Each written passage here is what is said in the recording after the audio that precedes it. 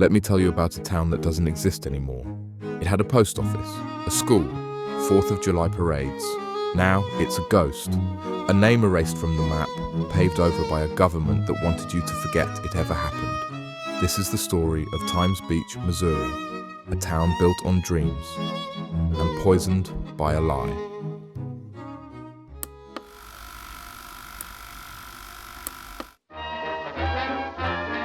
In the 1920s, America was roaring. Cars were booming, cities were growing, and more than anything, people wanted a place to escape.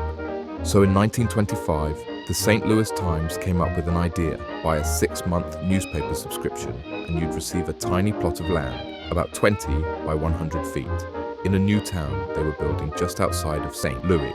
They called it Times Beach, a place by the Merrimack River where working-class families could have their own slice of the American dream. It was advertised as a summer retreat, but over time, more and more people started living there full-time. It wasn't glamorous. Most of the homes were modest. Some were trailers, others just tiny cottages. But it was tight-knit. People knew their neighbors. Kids rode bikes down dirt roads. And despite having very little money, they had what many cities had lost: community. But there was one problem, and it was everywhere: dust. The roads in Times Beach were all unpaved, and every summer the place turned into a swirling cloud of dust. Not just annoying, dangerous. It would settle in lungs, coat food, get into water. So, like many small towns at the time, they hired someone to oil the roads. A common method to keep the dust down, and that's where this story takes a very dark turn. In the early 1970s, Times Beach hired a man named Russell Bliss. He was cheap. He had trucks, he had oil, and he was more than happy to help. What no one knew was that Bliss had made a separate, secret deal with a chemical company just down the highway. That company had barrels of waste they wanted gone, cheaply and quietly. Inside those barrels, dioxin, one of the most toxic chemicals known to science. Russell Bliss mixed the waste into his oil and sprayed it on the streets of Times Beach, over and over, for years. To the people living there, it just looked like dust control.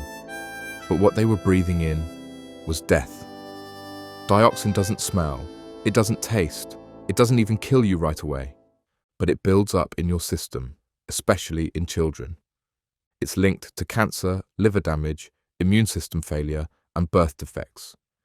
In other towns where Bliss sprayed, including horse arenas and farms, animals began dying. Children developed rashes and breathing problems.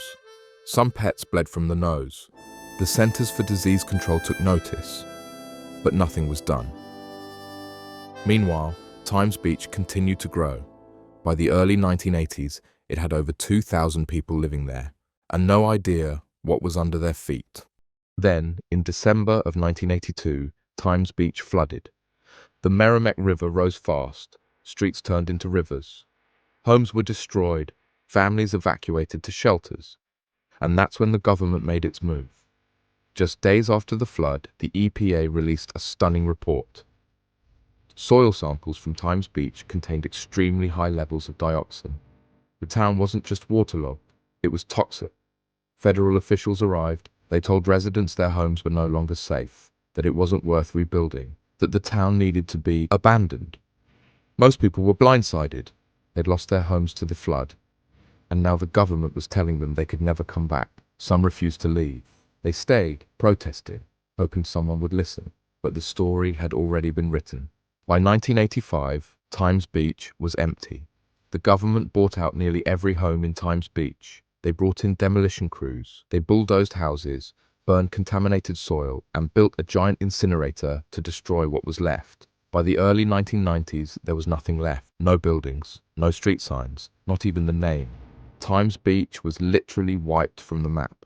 The EPA spent over $200 million cleaning up the mess, one of the most expensive environmental cleanups in American history.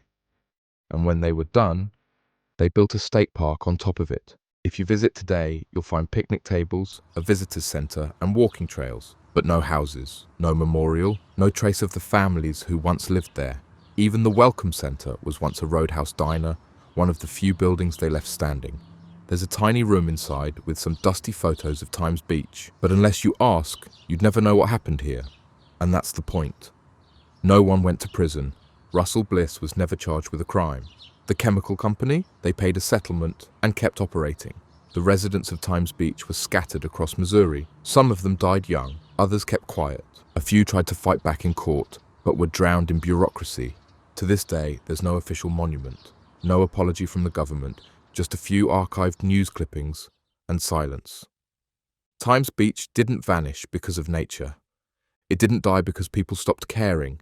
It was erased because letting it stay would have been a reminder of what happens when profit comes before people, when oversight is ignored, when a town becomes a liability.